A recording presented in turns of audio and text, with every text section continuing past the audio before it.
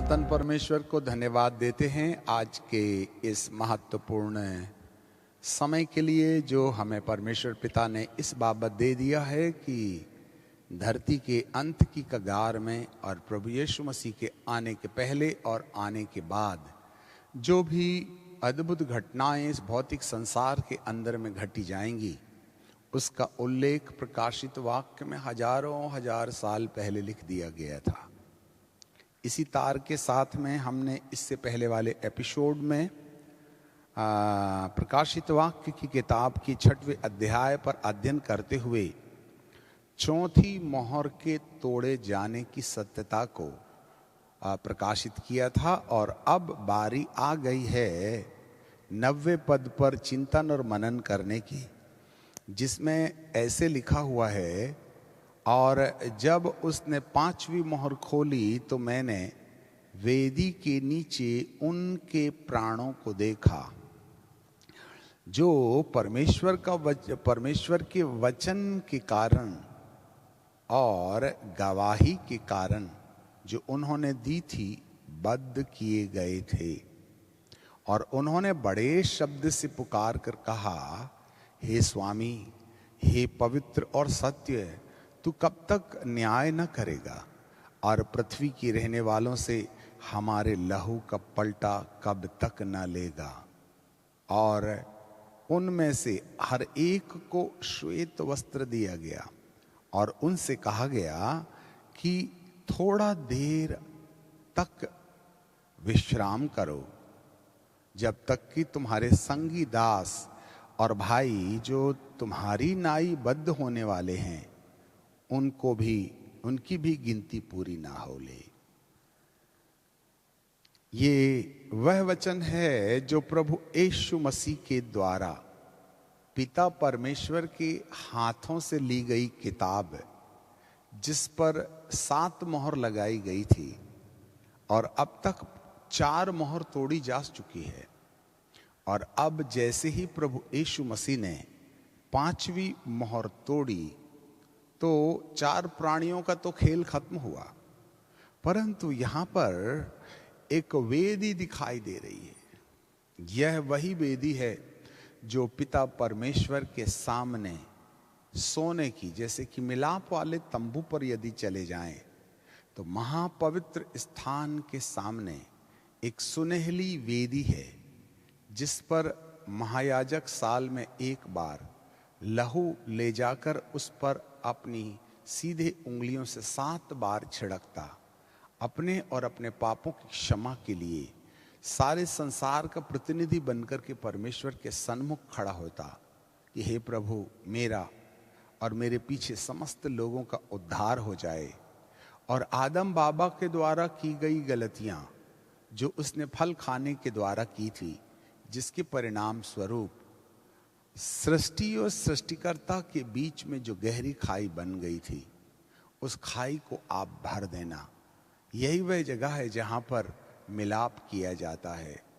आंगन और पवित्र स्थान में पापी अपने आप को तैयार करता है, परंतु महापवित्र स्थान के सामने लटकने वाला यह कपड़ा और उसके जस्ट सामने एक सुनहली वेदी है, जहां पर हर एक व्यक्ति की यात्रा मानो समाप्त हो जाती है और वह जो सृष्टिकर्ता से अलग किया गया था वह सृष्टिकर्ता से जा मिलता है।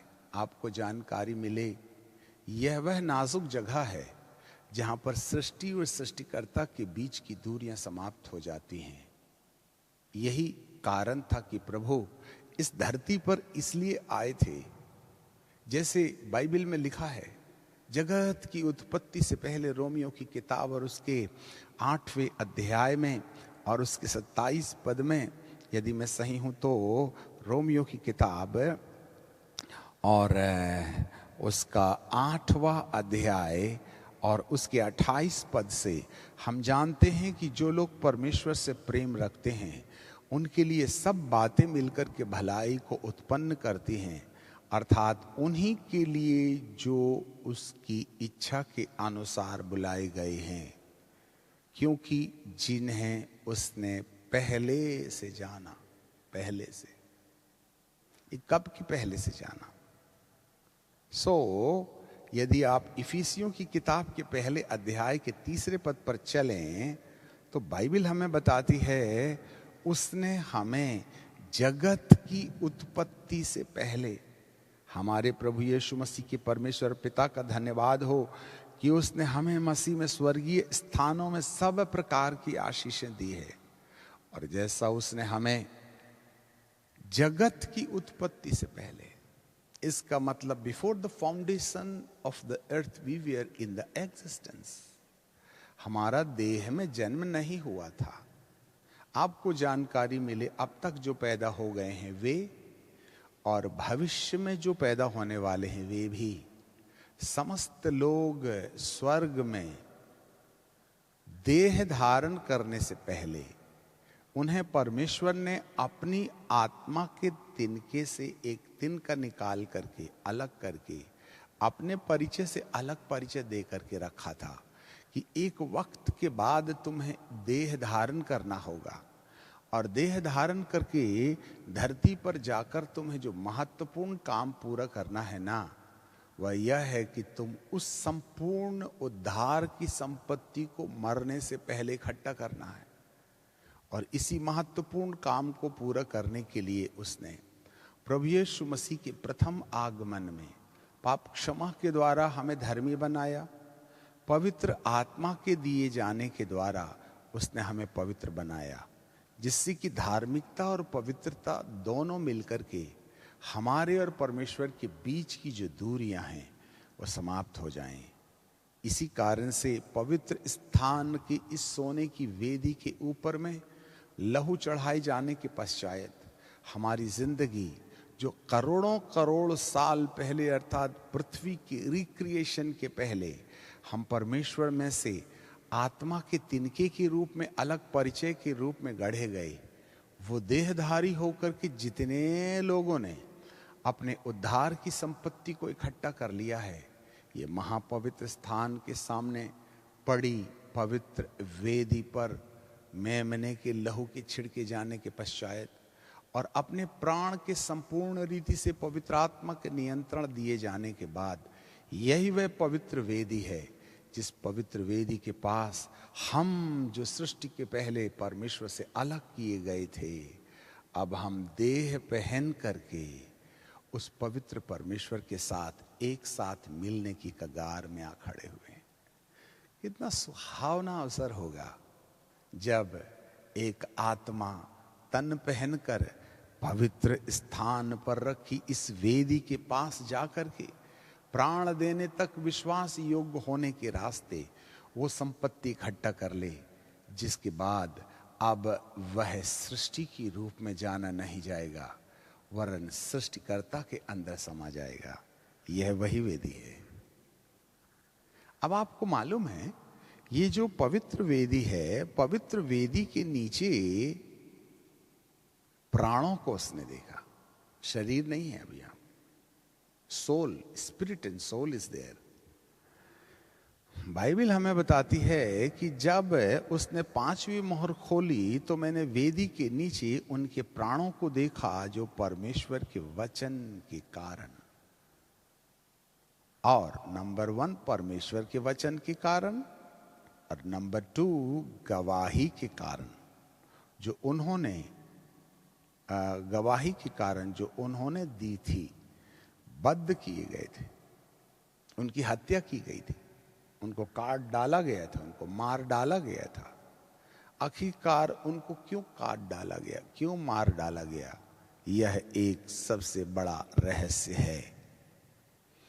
यदि अब पवित्र लोगों के प्राण को पवित्र वेदी के नीचे देखा जा रहा है, तो ये जो घटना का कार्यक्रम चल रहा है ये तो 7 साल के महाक्लेश काल के बीच वाली घटना है, क्योंकि 4थे अध्याय के 3 और 4थे अध्याय के बीच में तो कलीसिया उठा ली गई है, और 5वें अध्याय में पिता यीशु के दूसरे आगमन में उठाए गए लोगों से हट करके जो लोग धरती पर रह गए हैं उन समस्त लोगों के लिए कार्यक्रम हो रहा है। इसका मतलब है 7 इयर्स ट्रिबुलेशन के वक्त की बात है, जहां पर हम कहीं ना कहीं वह देखने जा रहे हैं यह घटना। तो पहली मोहर जब प्रभु उस मेमने ने पिता के हाथ से जब ये किताब ली, तो पहली मोहर के खोले जाने से एक श्वेत घोड़े पर सवार का शासन जो 3.5 साल के काल के लिए था, जब दूसरी मोहर खोली गई तो यहां प्रारंभ के 3.5 साल का काल समाप्त हो गया। अब पिछले अर्थात आखिरी, जिसको महाक्लेश काल कहते हैं, दूसरी मोहर के खोले जाने के बाद महाक्लेश काल की शुरुआत हो जाती है।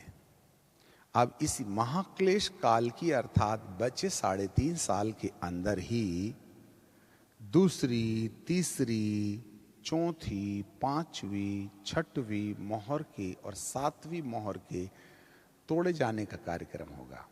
एंड देन फिर इसके बाद में 7 तुरियां फूकी जाएंगी और उसके बाद में 7 कटोरे उंडेले जाएंगे। इतना ढेर सारा जो कार्यक्रम है ना, वह मात्र 3.5 साल के काल में होगा। अर्थात पहली मोहर में 3.5 साल गुजर गए, बाकी सारी विपत्तियां अगले 3.5 साल के अंदर में दोहराई जाएंगी। अब हमारे सामने एक प्रश्न उठता है कि आखिरकार ये श्वेत घोड़े पर विराजमान एक शासक जो श्वेत कपड़े पहने हुए है, जिसको एक मुकुट दिया गया है, राज मुकुट नहीं है, मुकुट है, ये टेम्पररी है, बरबस दिया गया है, राज करने के लिए नहीं, वन पर्पस सॉल्व करने के लिए, जिससे कि परमेश्वर का उद्देश्य इसके द्वारा पूरा किया जाए। वह जय करने के लिए निकला था। 3.5 साल के काल में जय का कार्यक्रम तो जरूर पूरा हो गया, परंतु और भी जय करने की मनसा जब शुरू हुई, तब से ये दूसरी मोहर खोलने का कार्यक्रम शुरू होता है।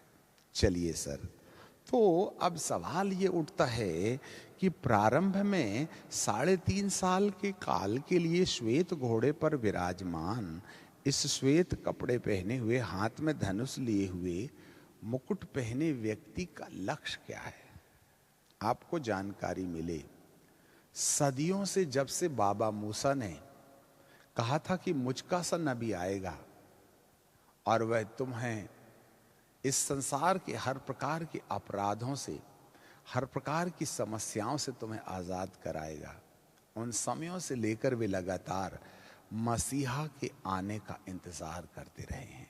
दे were waiting for the Messiah.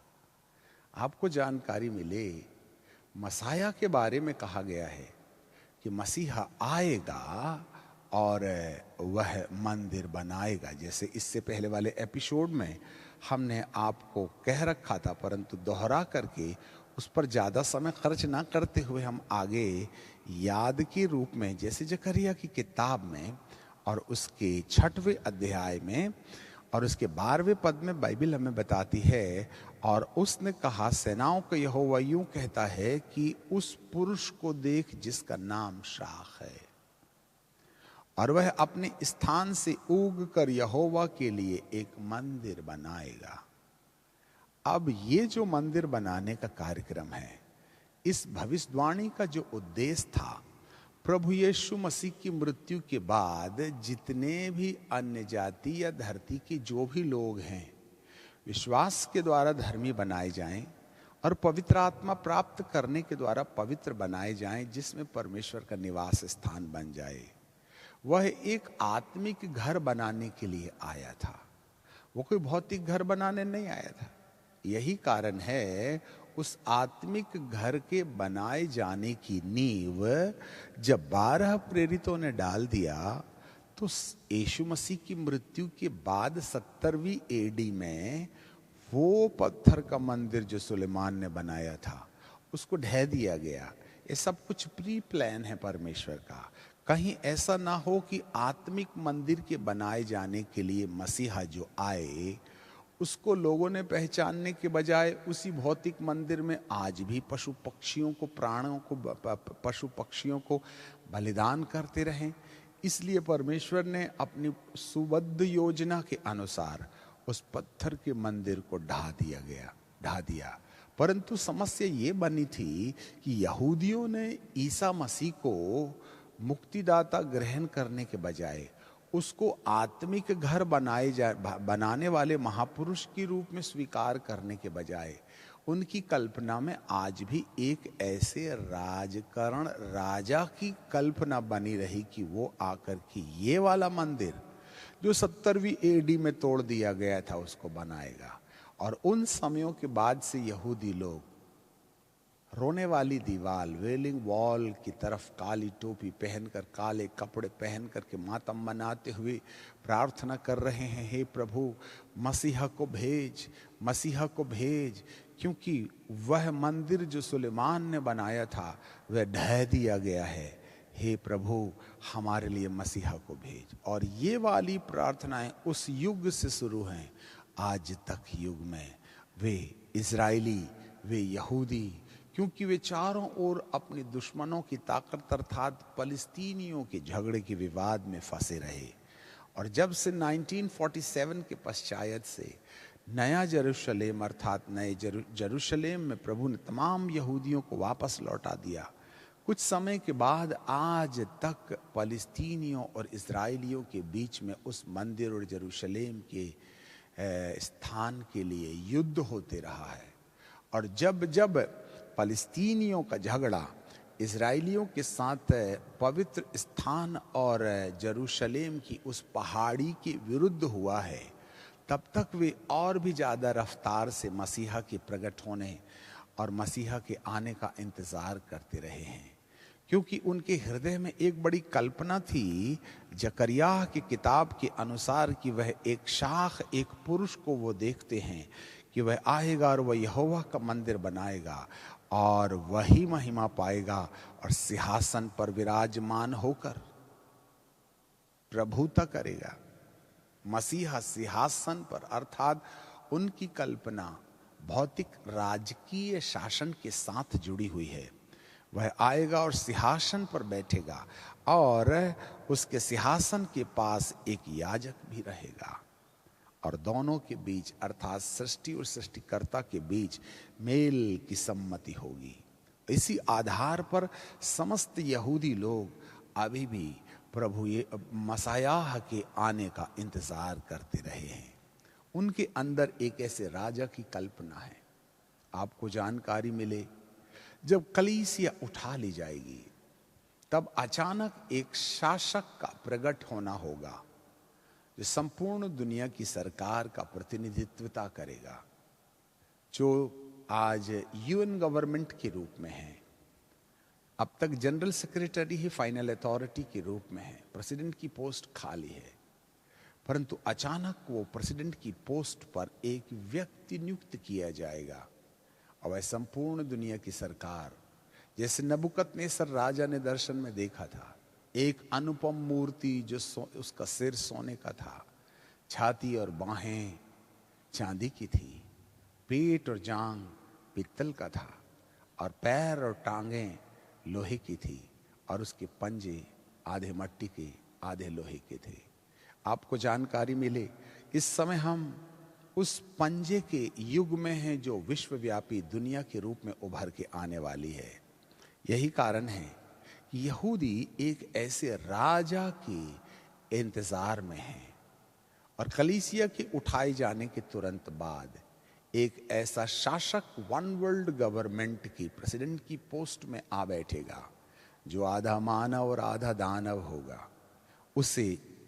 उसका सबसे मुख्य उद्देश्य होगा कि धरती पर शासन करने के साथ साथ वह सुविधा जो यहूदियों की कल्पना में है कि उसके लिए मंदिर बनाने की अनुमति दे।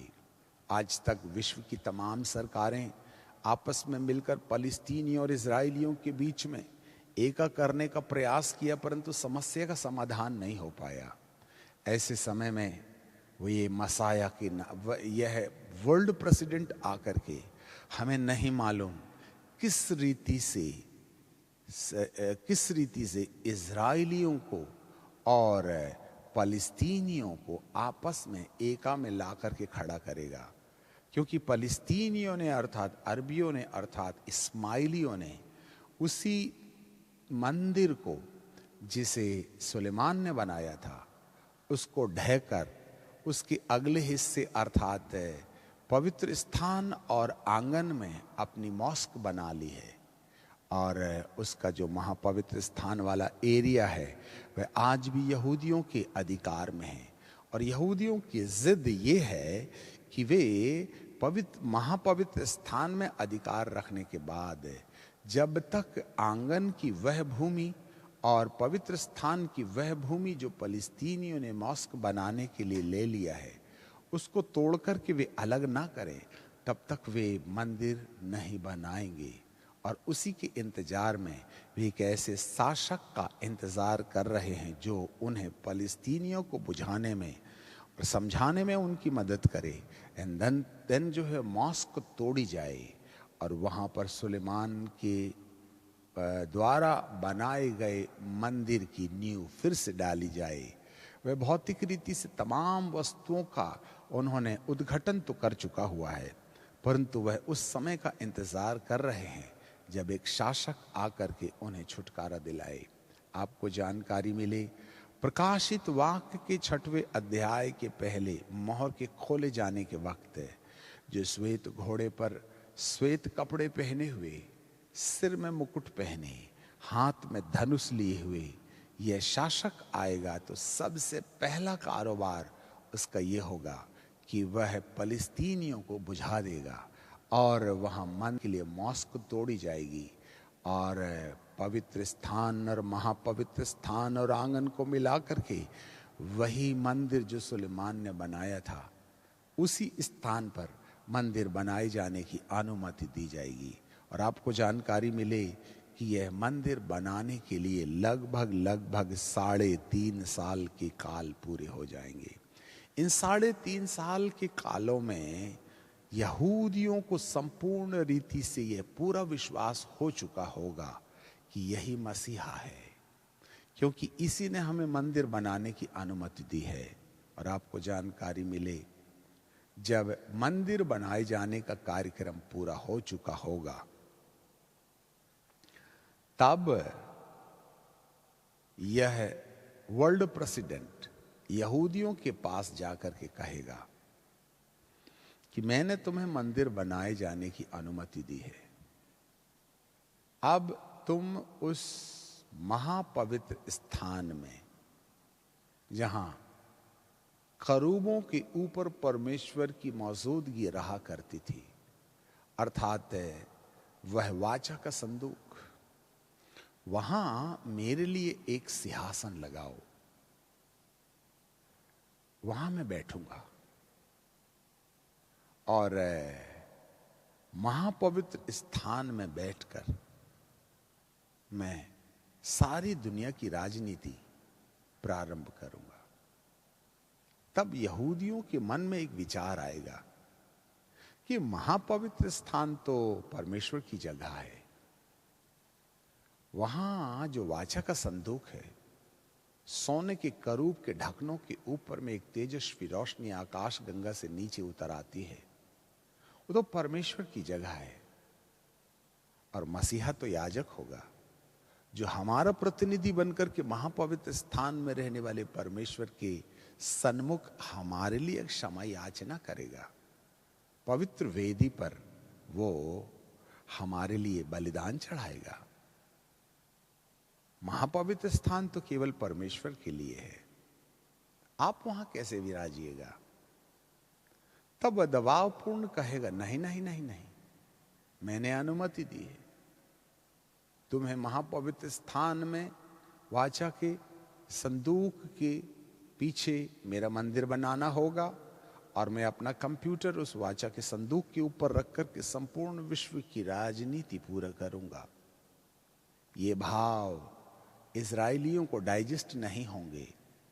इसी समय उनके अंदर एक अफरा तफरी मच जाएगी। वे कहेंगे महापवित्र स्थान तो परमेश्वर के लिए है, याजक के लिए नहीं है। याजक तो आंगन और वेदी पर सेवा के लिए नियुक्त किया जाता है, और महापवित्र स्थान में तो परमेश्वर रहते हैं, आप वहां कहां जाइएगा। ऐसी दशा के अंदर कहीं ना कहीं इजरायलियों का मन इस राजा के विरुद्ध खट्टा हो जाएगा और वे अफरा तफरी के माहौल में आ जाएंगे। तब दूसरी मोहर के खोले जाने का कार्यक्रम शुरू होगा। अब यहां पर दूसरी मोहर के खोलने के वक्त जो है लाल घोड़ा आया, तीसरी मोहर के खोले जाने के वक्त काला घोड़ा आया, चौथी मोहर के खोले जाने के वक्त पीला घोड़ा आया।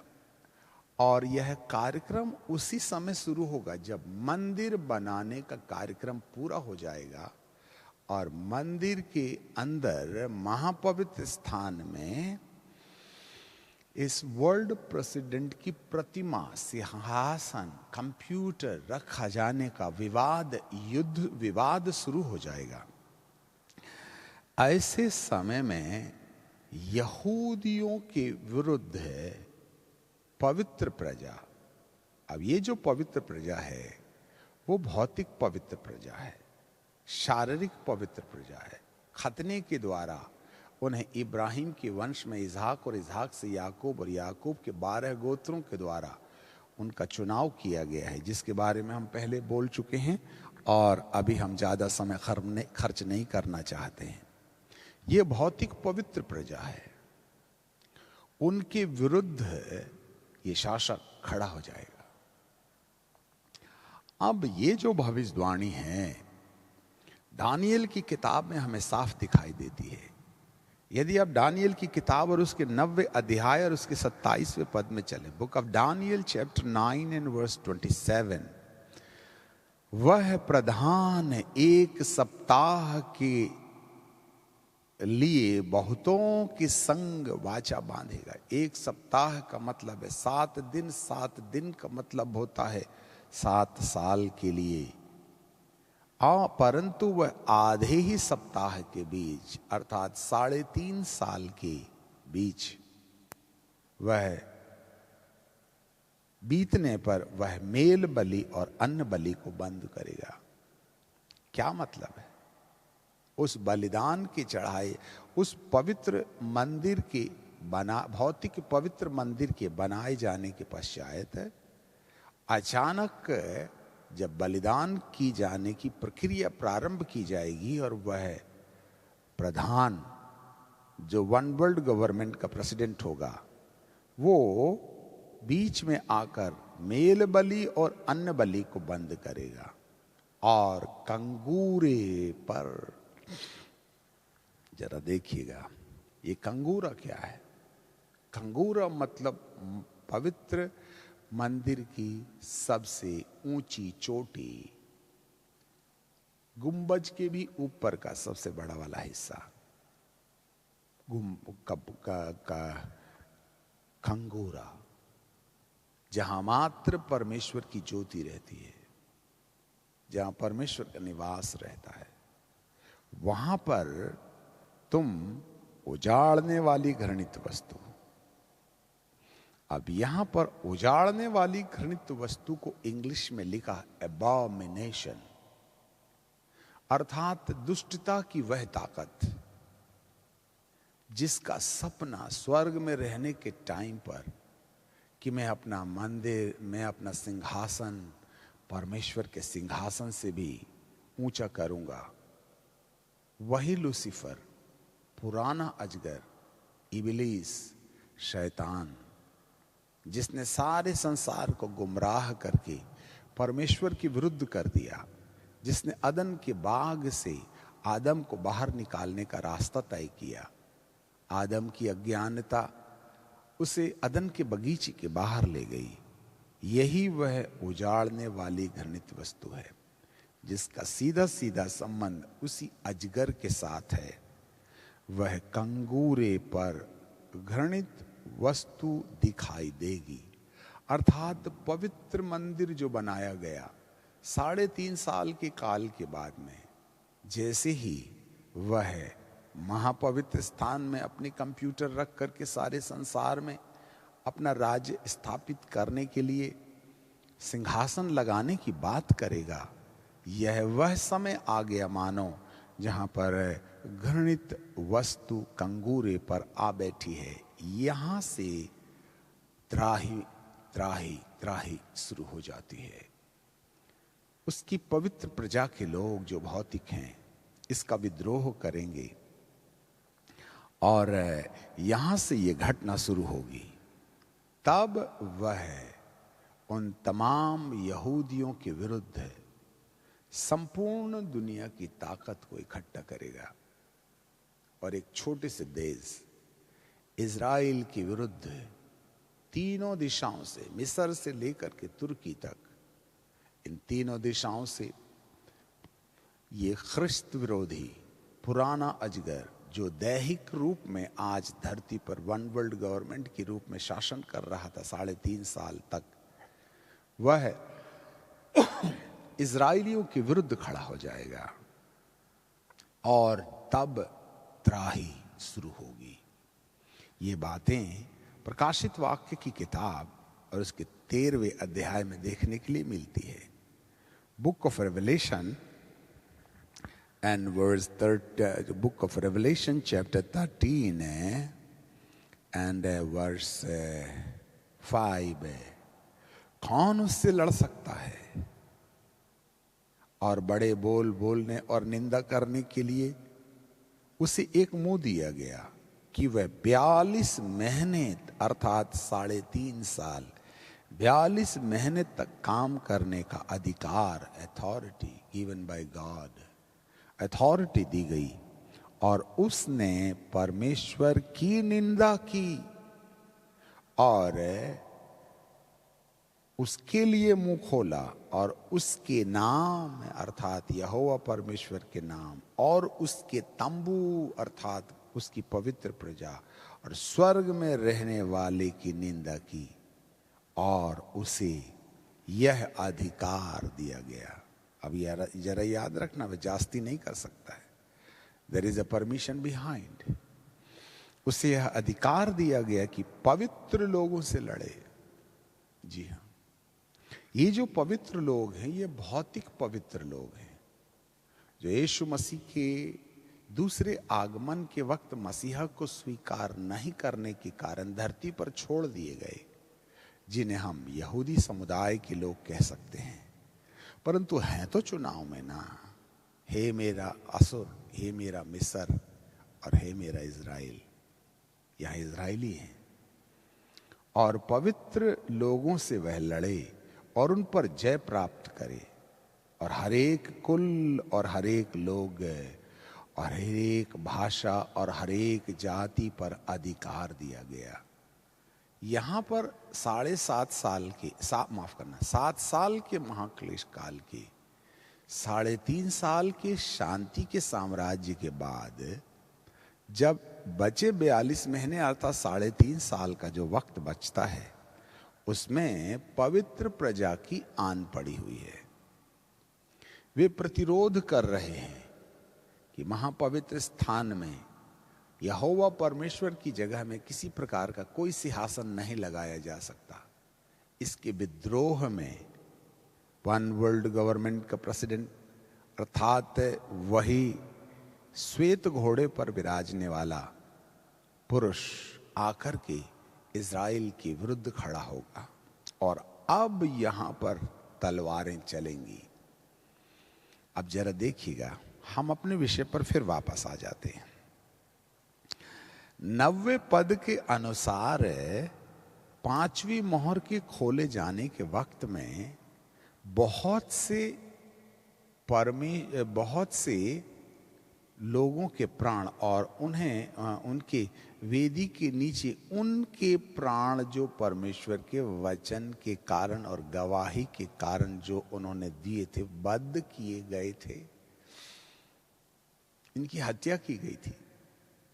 तो ये थे कौन? आए कहां से? ये 7 साल के महाक्लेश काल के बीच की घटना है। यहां पर यहूदियों के ऊपर, इस्राएलियों के ऊपर ये विश्वव्यापी सरकार का मुख्य अत्याचार करेगा, क्योंकि वे उसको मंदिर के अंदर सिंहासन लगाकर महापवित्र स्थान पर रखे वाचा के संदूक के ऊपर कंप्यूटर रख करके, जिसका नाम है द बीस्ट, पशु, घृणित वस्तु, उसको रखने की अनुमति नहीं देंगे। तब जो खून खराबा होगा, बाइबल हमें दानियल की किताब में बताती है, बुक ऑफ दानियल चैप्टर 12, वहां हमें एक सांकेतिक घटना दिखाई दे रही है। दानियल की किताब और उसका 12वां अध्याय, यदि मैं सही हूं तो यहां लिखा है 12वें अध्याय में और उसके 7वें पद में, उसके निचले हिस्से में, तब ऊपर से ही पढ़ लेते हैं। तब जो सन का वस्त्र पहने हुए नदी के जल के ऊपर था, उसने मेरे सुनते हुए बायां और हाथ उठा, अपना बायां अपना, माफ कीजिए, दाहिने और बाएं दोनों हाथों को स्वर्ग की ओर उठाकर सदा जीवित रहने वाले परमेश्वर की शपथ खाकर कहा, यह दशा 3.5 काल तक, अर्थात 3.5 वर्ष तक रहेगी, जब पवित्र प्रजा, होली पीपल ऑफ गॉड, जिन्होंने खतना किया था, 12 गोत्र के लोग, विश्व के जिस भी कोने में वे तितर बितर होकर के चले गए हैं, वैसे परमेश्वर का धन है। इसलिए पवित्र प्रजा की शक्ति टूटते टूटते समाप्त हो जाएगी। आपको क्या लगता है? इसी पवित्र प्रजा की शक्ति के तोड़ने के पीछे, इसी श्वेत घोड़े पर विराजमान उस पुरुष की, जो धनुष लिए हुए है, जिसको यहूदियों ने अनुमति नहीं दी कि वे पवित्र स्थान में जाकर, महापवित्र स्थान में उसके लिए सिंहासन रखने की अनुमति दें, वह इनके विरुद्ध हो जाकर जब तलवार चलाएगा, जैसे हमने प्रकाशित वाक्य में भी देख लिया कि पवित्र लोगों को उसे 3.5 काल तक, अर्थात प्रकाशित वाक्य के 13वें अध्याय में हमने जैसा थोड़े मिनट पहले पढ़ा, और उसके 7वें पद में कि उसे ये अधिकार दिया गया कि पवित्र लोगों से लड़े 7th वर्ष और उन पर जय प्राप्त करे। अर्थात पवित्र प्रजा की आशा टूटते टूटते समाप्त हो जाएगी। ऐसे समय में वे जब अपने ऊपर इस वर्ल्ड प्रेसिडेंट का हमला देखेंगे, तो वे यहोवा की ओर पुकारेंगे, हे परमेश्वर, हे परमेश्वर, आप ही ने तो कहा था कि मसीहा आएगा और वह मंदिर बनाएगा। तो इतना आलीशान मंदिर जो सुलेमान की नींव पर बनाया गया, क्या यह वह मसीहा नहीं है? वो तो हमारे विरुद्ध हो गया, वह तो हमारी हत्या कर रहा है, जबकि मसीहा तो हमें फलिस्तीनियों से छुटकारा दिलाएगा, वह तो युद्ध में विराम देगा, वह तो हमारा छुटकारा देने वाला होगा। समझ अभी भी यहूदियों की भौतिक है। वे भौतिक देह में होने वाले युद्ध से छुटकारे की कल्पना में परमेश्वर को पुकार बैठेंगे और कहेंगे, हे परमेश्वर, मसीहा का इंतजार करते करते ये दिन आ गए। और जब मसीहा आया तो मसीहा ने भवन बनाया, और अब वही है जो हमारे ऊपर तलवार चला रहा है, हमारी आराधना बंद कर दिया, और महापवित्र स्थान में याजक का काम करने के बजाय महापवित्र स्थान में परमेश्वर की जगह में बैठने का विचार कर रहा है। कंगूरे पर जब घृणित वस्तु बैठा हुआ देखो, एबॉमिनेशन, ऐसे समय में ये फिर से उसी वेलिंग वॉल में जा करके परमेश्वर से गिड़गिड़ा के प्रार्थना करेंगे। अभी तो काली टोपी पहनकर वे सिर पटकने का ड्रामा करते हैं, सिर हिला हिला करके यहूदी नमाज पढ़ रहे हैं कि हे परमेश्वर, मसीहा को भेज कि वे मंदिर बनाने में मदद करे, मसीहा को भेज कि वे हमें विराम और विश्राम दे। परंतु अब लिटरली वे अपना सिर उस पत्थर पर पटक पटक करके रोने लगेंगे और उनके सिरों से खून निकलने लगेगा। ये बात उस यीशु को बर्दाश्त नहीं होगी जिसने अपना लहू बहाया था। जानकारी मिले, पवित्र प्रजा के माथे से निकलता हुआ खून देख करके इस प्रभु का दिल तड़फ से भर जाएगा, तरस से भर जाएगा। वह परमेश्वर से याचना करेगा, हे प्रभु।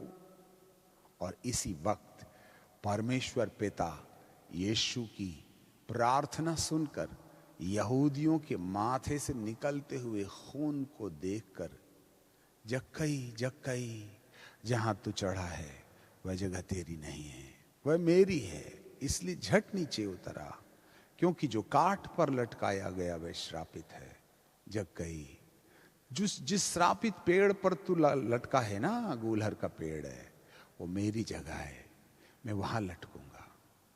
ऐसे ही यहूदियों को वो कहेगा, जब मैंने अपना लहू बहा करके तुम्हें तुम्हारे पापों से खूनों अपने पवित्र लहू के द्वारा खरीद लिया है, तो तुम्हें लहू बहाने की क्या जरूरत है। ऐसी दशा में प्रभु परमेश्वर यीशु का लहू देखकर यहूदियों के माथे से निकलने वाले खून के स्थान पर यीशु की प्रार्थना सुनकर के वह एलिया और मूसा नामक 2 महापुरुषों को इस धरती के अंदर भेज देगा। वाह, ये वाली जो कहानी है प्रकाशित वाक्य की किताब में हमें देखने के लिए मिलती है। बुक ऑफ रेवलेशन चैप्टर 11, वहां बाइबिल हमें बताती है 3 पद में, और मैं उन 2 गवाहों को यह अधिकार दूंगा कि वे टाट ओढ़े 1260 दिन अर्थात 3.5 साल तक वे भविष्यवाणी करते रहें। ये 2 गवाह आकर के खड़े हो जाएंगे। जी हाँ, और ये वे महापुरुष होंगे जो तमाम यहूदियों को, इजराइलियों को, मिस्रियों को, असुरियों को, ये 2 गवाह कौन है मालूम क्या? यहीं पढ़ने में पता चल जाएगा। यहां कई लोगों को भ्रांतियां हैं। लोगों का विचार है वह एलिया और हनूक होंगे, क्योंकि वे दोनों नहीं मरे और वे धरती पर मरने आएंगे, तब स्वर्ग में जाएंगे। परंतु स्वर्ग जाने के लिए कोई मरना जरूरी नहीं है। जब यीशु मसीह आएंगे तो मुर्दे तो जी उठेंगे, फिर जीवित बदल जाएंगे। तो उन्होंने तो मृत्यु नहीं देखा है ना, तो फिर वो कैसे गए यीशु के साथ? इसलिए मरना कोई स्वर्ग जाने का रास्ता नहीं है, वरन इसको आत्मिक रीति से समझना हमारी आवश्यकता है। अब जरा देखिएगा, वे एलिया और हनूक नहीं होंगे, वरन ये वे 2 गवाह हैं। जैतून के 2 पेड़ हैं, 2 दीवट हैं, पृथ्वी के प्रभु के सामने खड़े रहते हैं।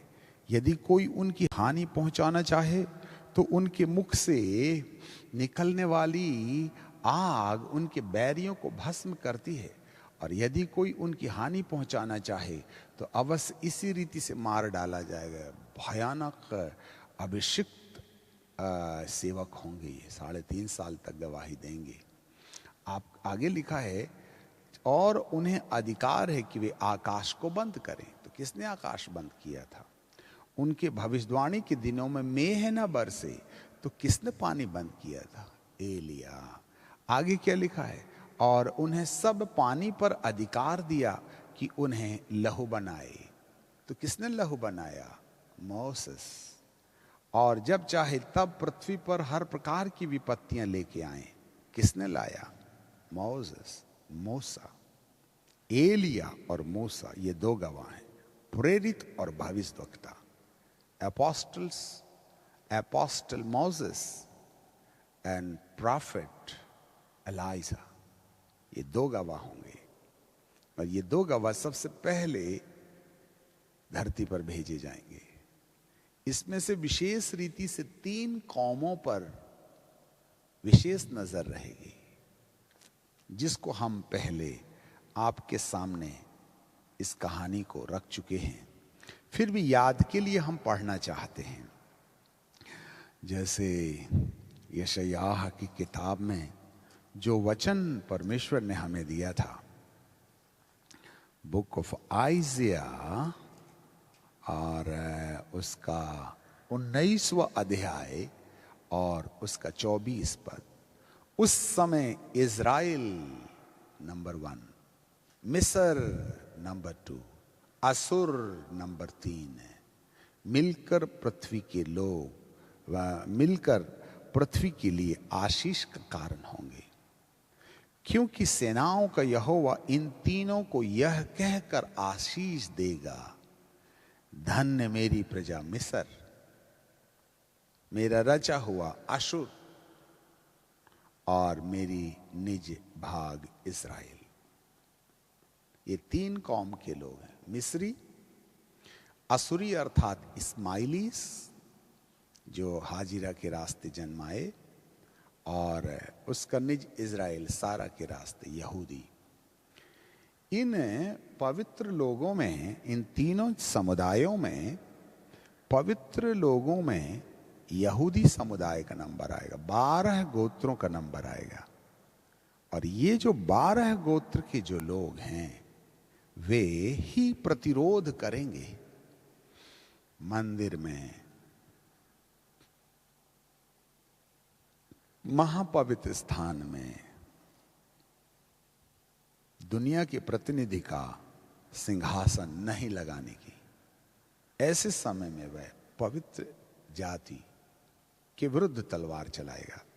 आपको मालूम है, भारी मात्रा में पवित्र लोग अर्थात 12 गोत्रों के लोग आपको यहूदियों की प्रार्थना के परिणाम स्वरूप एलिया और मूसा जब कहेंगे तो यहूदी जाति का अगुवा तो मूसा ही बाबा है ना। वे मूसा बाबा को सामने खड़े होकर के कहेंगे, हे मूसा बाबा, आप ही ने कहा था कि मैं अपना कैसा नबी मेरे बाद आएगा जो तुम्हें छुटकारा दिलाएगा। हम तो इसे समझ बैठे थे, आखिर वो मसीहा कौन है। तब मूसा बाबा तमाम यहूदियों को कहेंगे, तुम्हारे पूर्वजों ने जिस नजराना यीशु को क्रूस पर लटका दिया वही मसीहा प्रभु है। तब यहूदी कहेंगे, वो बढ़ई का बेटा जिसको हमारे पूर्वजों ने क्रूस पर लटका के कहा इसकी सजा हम पर और हमारी संतानों पर पड़ी रहे, वे मूसा बाबा की गवाही सुन करके बाइबल कहती है कि वे यीशुआ मसीहा को अपने दिल के अंदर मुक्तिदाता स्वीकार करेंगे। जी हां, करोड़ों की संख्या में यहूदी समुदाय के लोग जो यीशुआ मसीहा का विद्रोह करते रहे हैं, वे मूसा की गवाही सुनकर के उन्हें अर्थात यीशुआ मसीहा को, बढ़ई के बेटे को, नजराना यीशु को अपने दिल में मुक्तिदाता के रूप में ग्रहण करेंगे। ये हैं वो लोग जो गवाही देने के लिए खड़े हुए। आज आए 6वें अध्याय के 9वें पद पर। इस कारण ने 9वें पद पर, और उसने 5वीं मोहर खोली और मैंने वेदी के नीचे उन प्राणों को जो परमेश्वर के वचन के कारण उसकी गवाही के कारण उन्होंने दी थी, बद्ध किए थे। उनकी गवाही, वचन और उनकी गवाही, उनकी गवाही, ये कौन सी गवाही है? एलिया बाबा और मूसा बाबा की सेवकाई, जो धरती पर जब प्रजा के ऊपर अत्याचार होगा तब एलिया और मूसा धरती पर आएंगे और वे सबसे पहले यहूदी समुदाय को संदेशा सुनाएंगे कि यीशुआ मसीहा ही हमारा मसीहा है। तुमने उसे अस्वीकार कर लिया। ऐसे समय में वे यीशुआ मसीहा, यीशुआ मसीहा, यीशुआ मसीहा बोल करके वे याचना शुरू कर देंगे। और जो जो यहूदी यीशुआ मसीहा के नाम पर प्रार्थना मांगेगा उन तमाम लोगों की गर्दनें काटी जाएंगी, उन्हें छेदा जाएगा, उन्हें भेदा जाएगा और पवित्र प्रजा की आशा टूटते टूटते समाप्त हो जाएगी। इसका मतलब है भारी मात्रा में यहूदी समुदाय के लोग शहीद होते चले जाएंगे, सिर्फ एक कारण से, मूसा बाबा की गवाही, यीशुआ मसीहा हमारा उद्धार करता है, यीशुआ मसीहा हमारा उद्धार करता है। बाइबल कहती है वे मेरे नाम के कारण तुम्हें महासभाओं में सौंपेंगे, समस्त जाति के लोग मेरे नाम के कारण तुमसे बैर करेंगे। जो यीशु मसीह के आगमन के पहले होता रहा है ना, वह यीशु मसीह के आगमन के बाद भी होगा। जब यहूदी लोग यीशु को मुक्तिदाता ग्रहण करके उससे प्रार्थना करना शुरू कर देंगे, वे छुप छुप करके आराधना करेंगे, परंतु वन वर्ल्ड गवर्नमेंट की सेना उन्हें चुन चुन करके मार करके उनके धड़ों से गर्दनों को अलग कर देंगी। उन्हें उबलते तेल में डाला जाएगा, उन्हें आग में झोंका जाएगा। न जाने कौन कौन से प्रकार की प्रताड़ना पवित्र लोगों को दी जाएंगी, इसके बारे में उल्लेख करने का वक्त अभी इस समय नहीं है। और जो जो लोग मरते चले जाएंगे यीशुआ मसीहा के नाम से, उनके प्राण इस पवित्र वेदी के नीचे हैं। ये हैं वे लोग, ये हैं वे पवित्र लोग जो गवाही के कारण बद्ध किए गए थे। और उन्होंने बड़े शब्द से पुकार कर कहा, तू कब तक? ऐसा लगता है काफी लंबा समय तक ये वेदी के नीचे उनके प्राण बलिदान किए जाने के कारण दुख उठा रहे थे, या मिडिल में भी हो सकता है।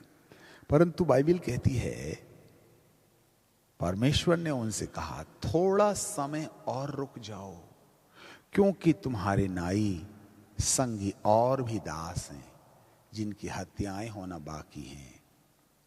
और उनकी हत्याओं के बाद जब उनके भी प्राण तुम्हारे साथ जा मिलेंगे, तब मैं पृथ्वीवासियों से और उस ख्रिस्त विरोधी से, उस पशु से जो कंगूरे पर बैठकर परमेश्वर दिखाता है, उसके साथ युद्ध लड़ने का कार्यक्रम मैं बाद में करूंगा।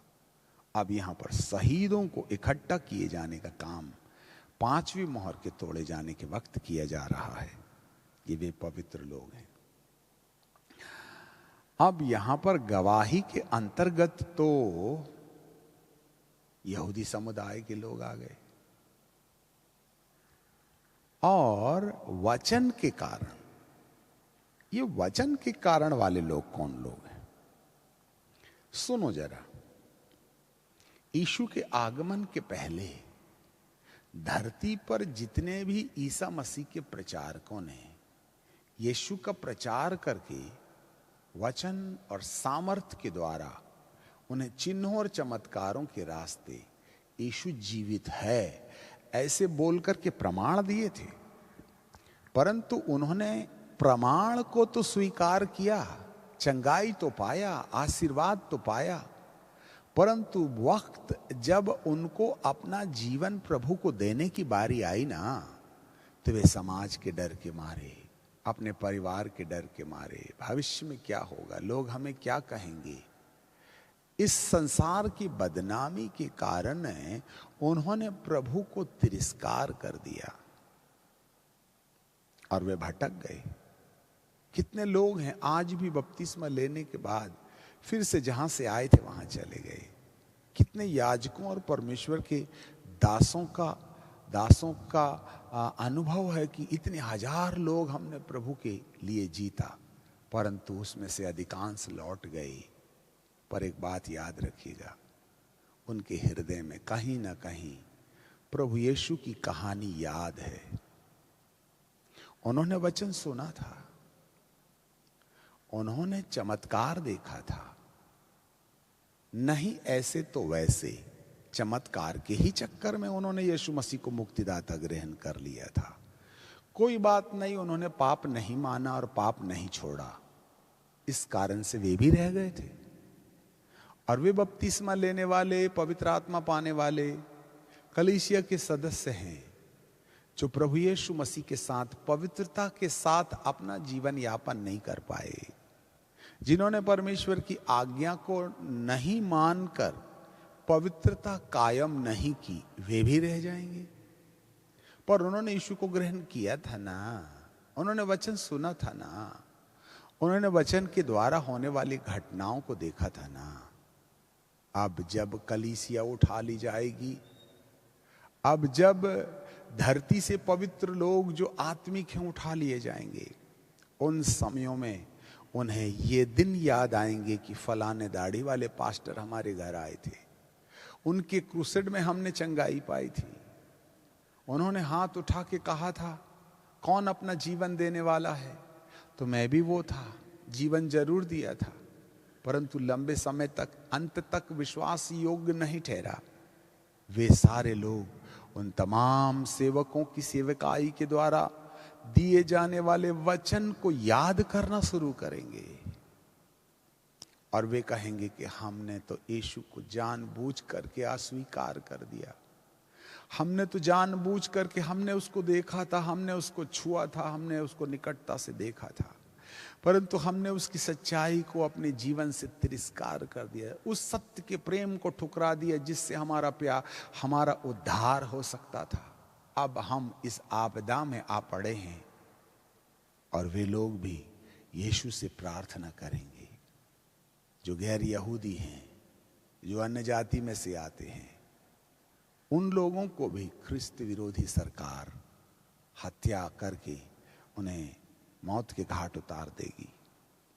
क्योंकि उन समयों में कौन यीशु भक्त है और कौन शैतान भक्त है, उसका एक ही निशान होगा। क्योंकि इस विश्वव्यापी सरकार एक नियम पारित कर लेगी कि जो हमारे राजा के प्रतिनिधित्व, हमारे राजा के पक्ष में है, उसको राजा की ओर से दी जाने वाली मोहर लगानी होगी। लिसन मी केयरफुली, राजा की ओर से दी गई मोहर लगानी होगी। RFDI chip, radio frequency identification device, और जो लोग RFDI चिप लगवाएंगे जिसका नंबर 666 से शुरू होता है, वे लोग वर्ल्ड प्रेसिडेंट के पक्ष में हैं। वह उन्हें जीवन दान देगा, वह उन्हें रोटी देगा, उन्हें नौकरी देगा, उन्हें जमीन देगा, उन्हें घर देगा। परंतु जो लोग RFDI चिप नहीं लगवाएंगे, इसी से पता चल जाएगा कि वे यीशुआ मसीहा के भक्त हैं। लिसन मी केयरफुली, यहां ये चिन्ह है, या तो यीशुआ मसीहा की भक्ति करने वाला चिन्ह लगा लीजिएगा, या रोटी, कपड़ा और मकान के लिए इस धरती के महाराजा जो श्वेत घोड़े पर बैठ करके 3.5 साल के बाद में उन्होंने अपनी रीति नीति बदल दी है और अब एक क्रूर शासक बन बैठे हैं और वे तलवार उठा बैठे हैं। उनके हाथ में धनुष 3.5 साल तक इस्तेमाल नहीं किया गया था, परंतु अब वो धनुष से समस्त जाति समुदाय के लोगों के विरुद्ध खड़े हो गए हैं। वे सब इस मोहर को जो नहीं लगवाएगा उसे सैनिक सरकार उनकी हत्या कर देगी, उन्हें प्राणदंड देगी। और वे लोग जो चिप नहीं लगवाएंगे, वे लोग भी इसी वेदी के नीचे शहीदों की लिस्ट में आने के कारण विश्राम की दशा में पहुंचाए जाएंगे। अब आपको जानकारी मिले कि यहां मात्र यहूदी नहीं होंगे, वरन यीशु मसीह के दूसरे आगमन के पहले जिन लोगों ने यीशु को ग्रहण किया और लापरवाही से छोड़ दिया था और वो छोड़ दिए गए थे, उनमें से जो लोग इस विपत्ति को देखकर पुरानी याद के आधार पर यीशुआ मसीहा की भक्ति करना फिर से शुरू कर देंगे, वो लोग बद्ध किए जाएंगे।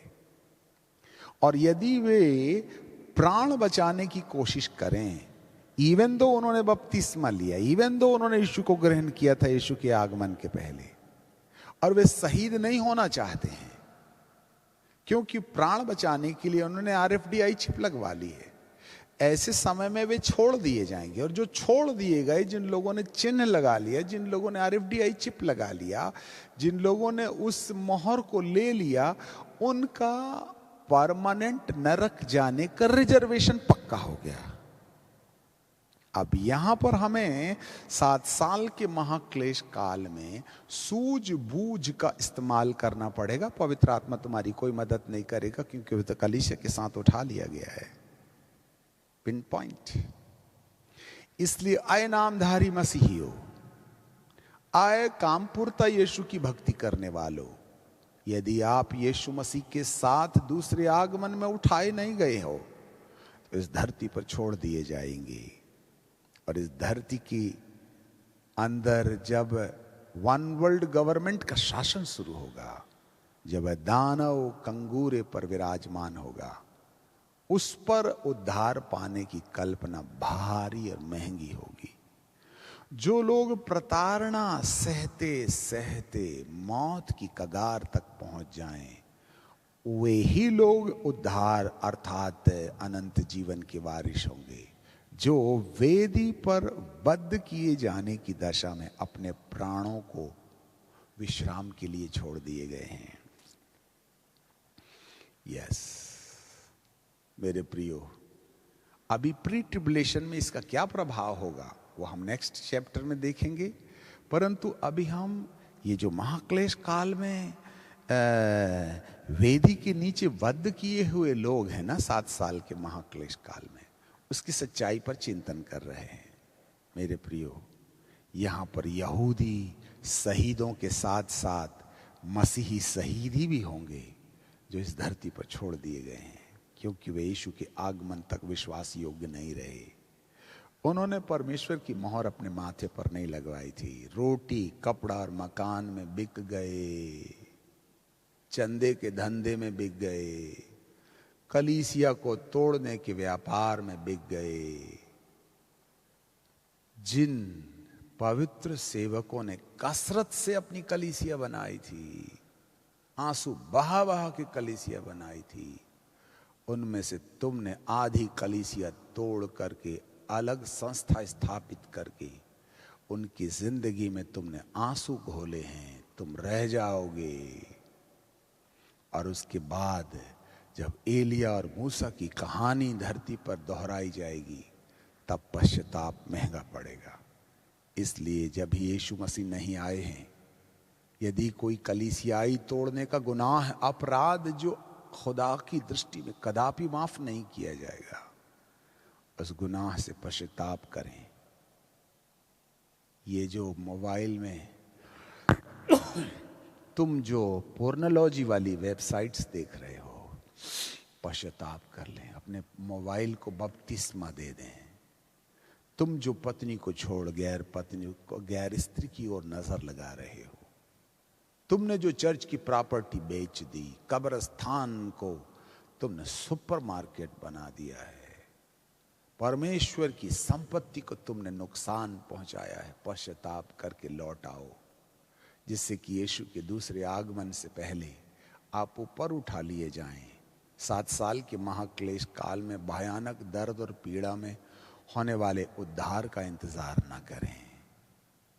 हर एक अपनी पत्नी से प्रसन्न रहे, किसी भी कन्या को, किसी भी स्त्री को वासना की दृष्टि से ना देखें। चंदे का धंधा बंद कर दें, स्वार्थ के लिए, पेट पालन के लिए सेवकाई बंद कर दें। कहीं ऐसा ना हो कि हम छोड़ दिए जाएं। हमारा रिश्ता परमेश्वर के साथ पवित्र बना रहे। क्यों नहीं कर लेते पश्चाताप? क्या कोरोना वायरस आपको चेतावनी नहीं दे रहा है? मेरे प्रियो, इन विपत्तियों के दौर में प्रभु कहीं ना कहीं हमें पश्चाताप करने के लिए, लौटा ले आने के लिए बोलता है। वो ये नहीं कह रहे कि विपत्ति चली जाए बोल के मुझसे दुआ करो। मेरे को मालूम है विपत्ति मैं भेजा, तुम्हारी दुआ से मुझको याद नहीं आ जाएगा कि अच्छा हो गया तुमने याद दिला दी। मेरे को तो मालूम ही नहीं था दुनिया के अंदर में कोरोना चल रहा है। ये मूर्खतापूर्वक व्यवहार बंद कर दें। प्रार्थना करने की आवश्यकता नहीं है, पश्चाताप करने की जरूरत है। अपने पापों की लिस्ट गिनो और रो रो करके कहो, हमारा नाम जीवन की किताब में लिख दे, हमें वो मोहर लगा दे जिससे कि हम ऊपर उठाए जाने के काबिल बन जाएं। पिता परमेश्वर आपके मन की आंखों को खोले और आपको ईश्वरी सद्बुद्धि दे। संसार के अंधेपन में, समाजवाद के अंधेपन से, इन तमाम संस्थावाद के अंधेपन से अपने आप को आजाद होने के लिए परमेश्वर से याचना करें।